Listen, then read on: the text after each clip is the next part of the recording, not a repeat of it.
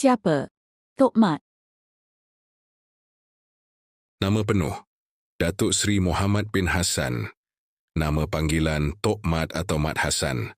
Parti politik, UMNO, United Malays National Organisation. Jawatan utama, Timbalan Presiden UMNO iaitu nombor 2 dalam kepimpinan parti.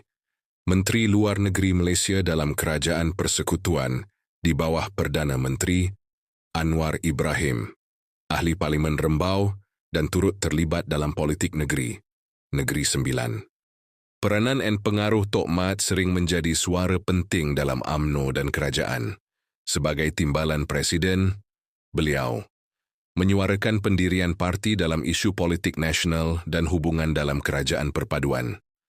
Memimpin serta memberi pandangan strategik mengenai hala tuju UMNO, termasuk hubungan dengan parti-parti lain dalam kerajaan.